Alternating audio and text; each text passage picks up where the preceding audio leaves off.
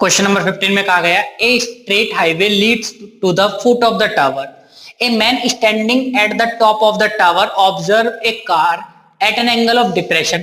जब वो ऊपर खड़ा तो एंगल ऑफ डिप्रेशन बनेगा, नीचे की तरफ देखेगा, of 30 degree which is approaching to the foot of the tower with uniform speed. और जो कार है ना उस टावर के फुट की तरफ को चली आ रही है।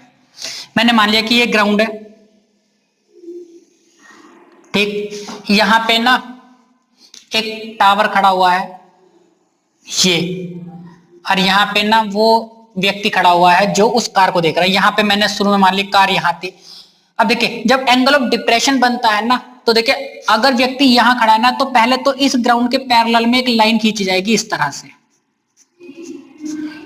यहां, और वो अगर इंसान इस कार को देख रहा है ऐसे ये, तो एंगल ऑफ डिप्रेशन ये वाला बनता है आई का, और इस पैरेलल लाइन के साथ जो ग्राउंड के पैरेलल लाइन जा रही है उस वाली लाइन के साथ ये वाला एंगल 30 डिग्री का कहा गया है। अब देखिए अगर ये वाला एंगल 30 डिग्री का है ना तो ये वाला एंगल भी हमारा 30 डिग्री का होगा। क्यों? क्योंकि ये वाली लाइन तो इसके पैरेलल है, तो ये वाला एंगल इस वाले एंगल के बराबर होगा, ऑल्टरनेट इंटीरियर एंगल हो जाएंगे, ठीक। कार यहां थी और वो चलती जा रही यूनिफॉर्म स्पीड से फुट ऑफ द टावर, ये टावर का फुट है वो इधर की तरफ जा रही है। कुछ देर बाद ना कार यहां आ गई, ठीक। तो एंगल ऑफ डिप्रेशन जो हो गया ना वो बताया गया है 60 डिग्री का, कि अब जो एंगल ऑफ डिप्रेशन बन रहा है ये वाला वो 60 डिग्री का बन रहा है। तो अगर ये वाला 60 डिग्री का एंगल है तो ये वाला एंगल भी 60 डिग्री का होगा, ऑल्टरनेट इंटीरियर एंगल हो जाएगा, ठीक। हमसे कहा गया find the time taken by car to reach the foot. अब यहां से और यहां तक कार को पहुंचने में कितना टाइम लगेगा, जबकि यहां से यहां तक पहुंचने में 6 सेकंड लगे थे। ये हमें सिर्फ टाइम दे रखा 6 सेकंड, डिस्टेंस नहीं गिवन है, कुछ भी डिस्टेंस नहीं दी हुई है। तो मैंने माना ये पॉइंट ए बी सी और डी, दो राइट ट्रायंगल बन रहे हैं हमारे। एक तो बन रहा है डी सी बी, ये छोटा वाला राइट ट्रायंगल बन रहा है। एक बन रहा है डी सी ए, ये वाली डिस्टेंस ए बी को चलने में 6 सेकंड लगे हैं। इस बी सी डिस्टेंस को चलने में कितना टाइम लगेगा, तो हमें सिर्फ ए बी और बी सी में एक रिलेशन फाइंड करना है, तो हमें टाइम का पता चल जाएगा। क्यों? क्योंकि डिस्टेंस में कोई गिवन है नहीं। ये मैंने मान लिया सी डी जो था ना ये सी डी है, ठीक। तो पहले तो हम इस वाले राइट ट्रायंगल को ले रहे हैं, लिख रहे हैं in right triangle DCB, DC upon BC, PBP upon HHB लिख लीजिए पहले तो।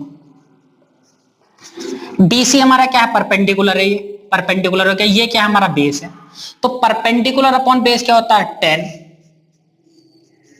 और भाई इस वाले ट्रायंगल में, राइट ट्रायंगल में, ये हमारा एक्यूट एंगल 60 डिग्री का देगा, तो 10 60 हो गया। DC इक्वल टू ये BC क्रॉस मल्टीप्लाई में चले जाएगा, 10 60 की वैल्यू होती है √3। इक्वेशन नंबर 1 आ गई हमारी।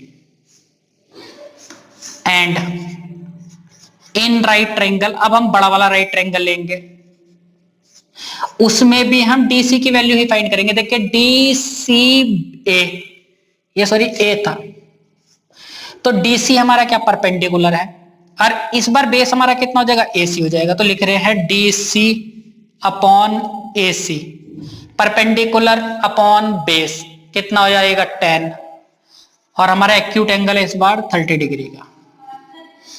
DC इक्वल टू ये AC क्रॉस मल्टीप्लाई में जाएगा, 10 30 की वैल्यू हो जाएगी 1/√3।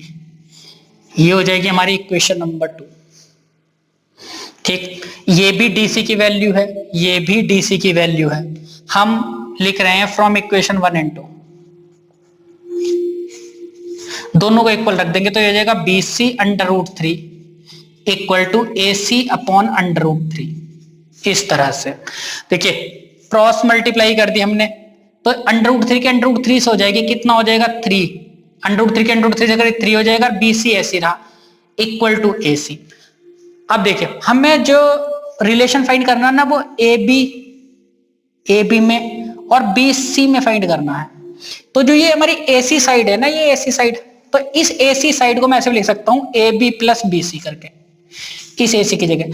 तो मैं लिख रहा हूं 3BC equal to A B plus B C. लिख सकते हैं ना इस ए सी को A B plus B C करके, ये वाला बी सी ये बी सी एक तरफ ले आते हैं इन टर्म को, 3bc minus B C equal to कितना हो जाएगा A B, 2bc equal to A B. इसका मतलब ये हो गया कि बी सी जो ना हाफ हो जाएगी ए बी की। ये हमारा रिलेशन निकल के आया इन वाली डिस्टेंस में। ठीक, अब आप खुद समझिए कि हमें ना ये वाली जो डिस्टेंस है ना बी सी, इस वाली ए बी की हाफ है। अगर सपोज कीजिए ये हमारी 10 किलोमीटर है तो ये 5 किलोमीटर है। अगर 10 किलोमीटर को चलने में 6 सेकंड लग रहे हैं तो 5 किलोमीटर को चलने में कितने लगेंगे, 3 सेकंड लगेंगे। भाई हाफ लगेगा ना, जब ये डिस्टेंस ही हमारी हाफ है इस वाली की, तो ये हाफ टाइम में पूरी कर ली जाएगी। अब मैं सिर्फ टाइम इसी वजह से दिया हुआ था, ये 6 सेकंड, तो 6 सेकंड का हाफ टाइम लगेगा इस बीसी को चलने में, क्योंकि ये बीसी जो डिस्टेंस है ना इस ए बी की हाफ है। तो लिख रहे so time taken to travel distance B C equal to 1/2 multiply time taken to travel A B को, ठीक है ना। तो ये जगह 1/2 मल्टीप्लाई 6 इक्वल टू 3 सेकेंड, क्योंकि ये वाली डिस्टेंस डबल है इस वाली की, तो इसे चलने में डबल टाइम लगा होगा 6 सेकेंड, इसे चलने में इसका हाफ लगेंगे 3 सेकेंड।